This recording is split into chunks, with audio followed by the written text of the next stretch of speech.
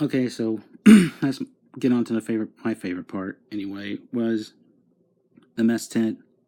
And you basically collect food and you have other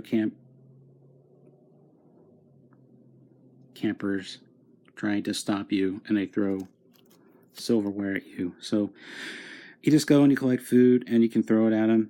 But if one of the I don't know what they say, who that is. Oh, if a counselor like sees you like throw the food, then you have to eat all the food.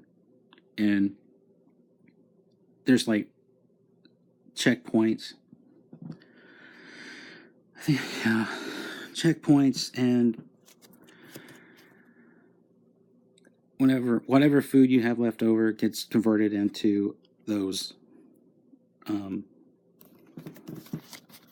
damn hard to do this shit. Those little things at the top.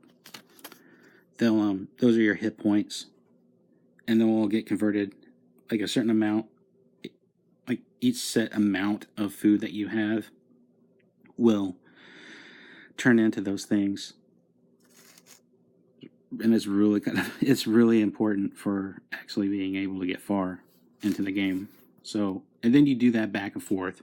You go to the mess, you do the mess tent, you do capture a flag, go to the mess tent again until finally you go and do this. And this is the really hard fucking part, because I mean,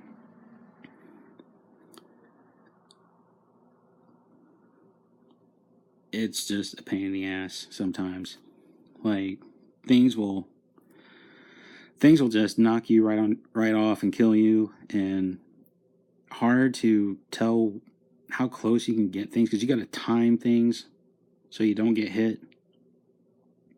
That kind of bullshit. So, but I mean, I did get past it, but I can understand. Like, I mean, I really totally understand how if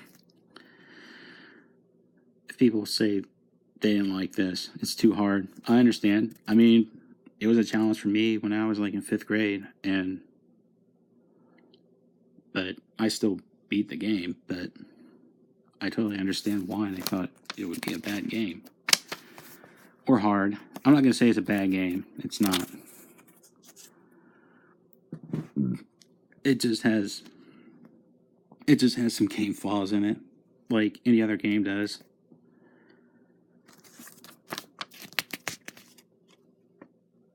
So, yeah, that's pretty much it for that. I mean, but you have to climb that mountain and avoid shit. And you have to, like, beat some relative of Mr. Burns, who's, like, the head counselor of Camp Deadly. So, and that's pretty much it for that. I mean, it's an okay game. This,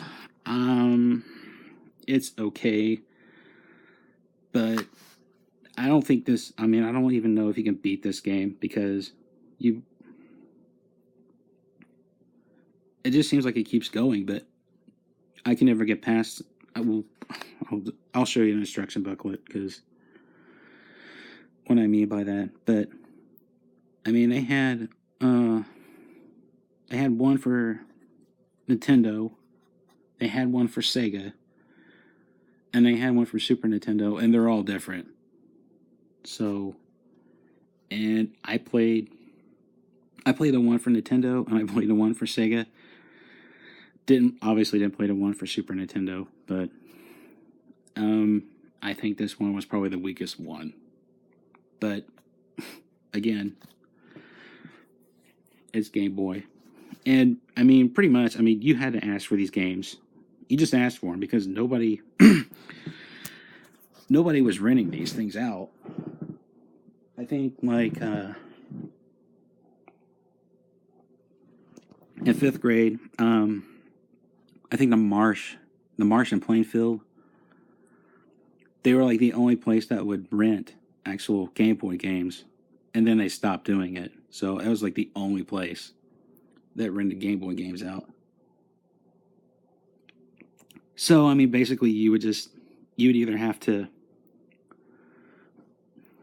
just ask for them, or you would see them in like Nintendo Power, and you would read Nintendo Power, and it would have screenshots, tell you what the game's about sometimes, or and then you would just make a judgment call, I guess, if you wanted them. I think I did see Camp Deadly, the Simpsons game, in Nintendo Power. And the other one that's coming up, I did. But I did not see Crash Test Dummies in this. And I don't think I would have asked for it if I knew what it was. So we'll just get into what it is here. So basically, I'm sorry about this shaky ass camera.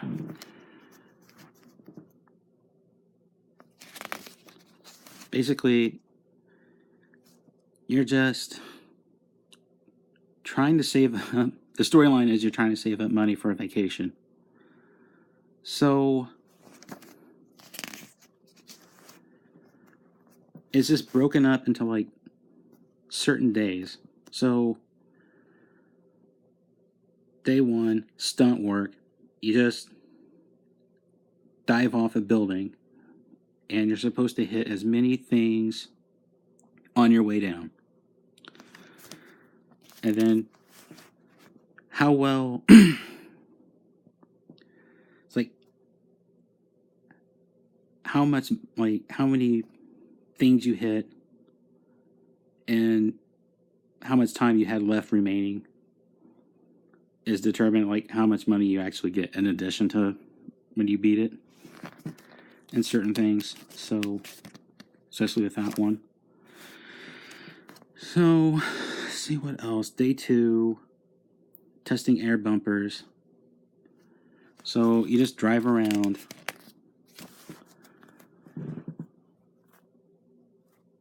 and you need to collect as many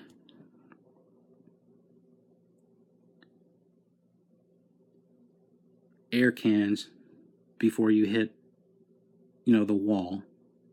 So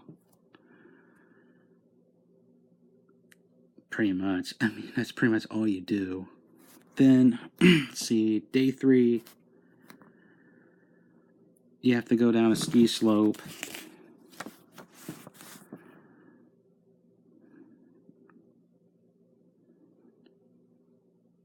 And you can't crash into a tree. If you crash into a tree, then you lose a life. I don't even know if it's possible to get extra lives in this or not. I really don't know. So, I mean, there's that, and then, see, because this game's just not that fun to talk about. You can hear it in my voice. It's like, I really don't care about this game now. This is like the only one I cared about. It was like the bomb factory is kind of fun. So, you have like bombs going on a conveyor belt, and you're supposed to blow out the ones that are lit.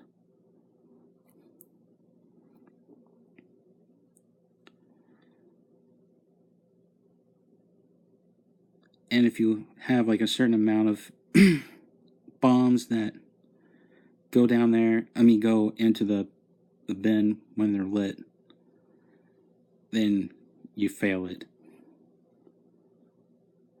And that's pretty much it for that. And then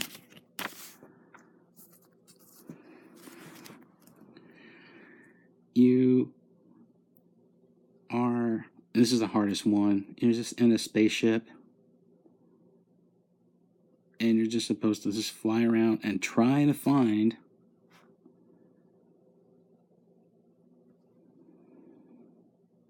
some crash icon and crash the ship. But you also have things like missiles flying at you, and it's a challenge.